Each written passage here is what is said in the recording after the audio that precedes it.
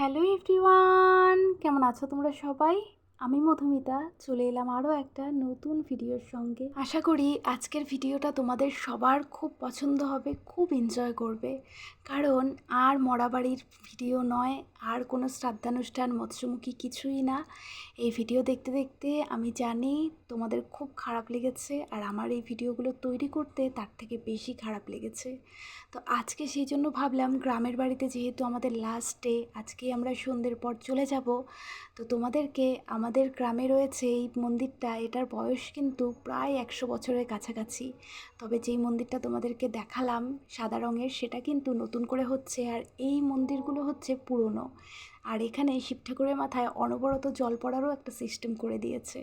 আর এই ছিল প্রসাদের তোমার সমস্ত ডিটেলস। আর ইনি হচ্ছেন এই মন্দিরের প্রতিষ্ঠাপক, এই মন্দিরের গুরুদেব।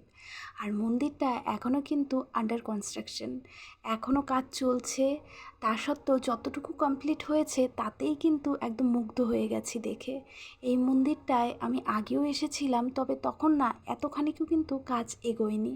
তো এই জায়গাটা আরও সুন্দর লাগছে, দেখো সবুজ ঘাস, তার মধ্যে শ্রীকৃষ্ণ তার বাঁশি বাজাচ্ছে, আর সঙ্গে রয়েছিল হরিণ।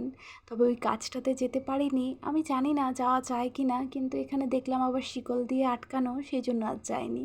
দূর থেকে যতটা পেরেছি শেয়ার করেছি। আর আজকে মৎস্যমুখী ছিল, মানে গত ভিডিওতে যেটা দেখেছো। তো দুপুরে খাওয়া দাওয়া করেই কিন্তু এই মন্দিরে চলে এসেছি, যেহেতু ওই যে সন্ধ্যের পরেই তো রান্না হয়ে যাব। আবার কবে আসবো না আসবো কি জানি। আমার এই গ্রামের বাড়িতে আসার মূল আকর্ষণ বা টান বলতে পারো আমার ঠাকুমা। তাকে আমি জন্মানোর পর থেকেই তো পেয়েছিলাম, তো আলাদাই একটা অনুভূতি বা আলাদাই একটা ভালোবাসা বলতে পারো। আর সেই মানুষটাই তো আজ নেই, জানি না এরপরে কখনো আসা হবে কি না। তবে যবেই আসবো না কেন তোমাদেরকে অবশ্যই সঙ্গে করে নিয়ে আসবো। তো ভাবলাম যে যখন চলেই যাচ্ছি তাহলে একটা সুন্দর স্মৃতি নিয়ে ফিরি, সেই জন্যই কিন্তু এই মন্দিরে আসা। মন্দিরে এসেছি ঠিকই, কিন্তু ভিতরটায় যাইনি, দূর থেকে যতটা সম্ভব বিগ্রহ দর্শন করিয়ে দিলাম তোমাদেরকে। এটা হচ্ছে রাধা গোবিন্দের মন্দির, খুব নাম করা জানো তো। আর দেখো বাইরে থেকেও কিন্তু প্রসাদ পেয়ে গেছি। আচ্ছা সত্যি করে বলবে তো মন্দিরটা কেমন লাগছে? যদিও বা বিগ্রহ তোমাদের সামনে থেকে দেখাতে পারিনি, এরপরে যদি কখনো আসা হয় অবশ্যই দেখাবো। আর এটা হচ্ছে মন্দিরের আরেকটা সাইড, যত দূর নজর যাচ্ছে শুধু সবুজ আর সবুজ। এই সাইডটাতে হয়তো ফাউন্টেন লাগাবে যতদূর বুঝতে পারলাম। আর ওই সাইডটা তো আগেই দেখিয়েছিলাম, যেখানে শ্রীকৃষ্ণ দাঁড়িয়ে আছেন। এই পথ ধরেই চলে এলাম, এখানে একটা ছোট্ট মতন পার্ক করা আছে সেটাতে। তবে পার্কে এসে কি কাণ্ড সেটা কিন্তু ক্যাপচার করা হয়নি। আসলে গত ভিডিওগুলোতে তো দেখতেই পাচ্ছ কি হারে বৃষ্টি হচ্ছে, যার জন্যে জায়গায় জায়গায় কাদা জমে আছে। তো আমি আবার কি করেছি, দোলনায় দোল খাবো বলে বসেছি, দিয়ে যখন বসেছি তখন ঠিক আছি, কিন্তু যখন নামতে গেছি তখন যে কি অবস্থা, যদি ক্যামেরাটা অন থাকতো ওই টাইমটাতেও তাহলে দেখতে পারতে। তো যাই হোক, এইদিকে মন্দিরে যে এত সুন্দর একটা পার্কও রয়েছে সেটাও না আমি জানতাম না, কারণ এর আগে যখন এসেছিলাম তখন এত কিছু হয়নি। আর শুধু পার্ক নয় জানো তো, মন্দিরে আবার রয়েছে ওই দিকে দূরে দেখো, এই রুমগুলো যেটা দেখতে পাচ্ছ সেটা হচ্ছে দোকান, ফুচকা পর্যন্ত পাওয়া যাচ্ছে। মন্দিরটা যখন পুরোপুরি কমপ্লিট হবে আমি শুধু সেটাই ভাবছি যে সেই দিন মন্দিরটা দেখতে আরও না জানি কত সুন্দর লাগবে। আর দিনের বেলা যতটা না ভিড় দেখলাম তার থেকে বেশি ভিড় নাকি সন্ধ্যের পর হয়। আর তখন তো লাইটিংয়ের ব্যবস্থা রয়েছে, যেটা এখন দেখেছি, বাট হ্যাঁ লাইটগুলো বোঝা যাচ্ছে না যেহেতু দিনের আলো রয়েছে। তো তখন মন্দিরের কিন্তু আলাদাই একটা রূপ হয়। রাধাকৃষ্ণের এই ছবিটা দেয়ালটাকে যেন আলোকিত করে আছে, খুব সুন্দর লাগলো তাই না?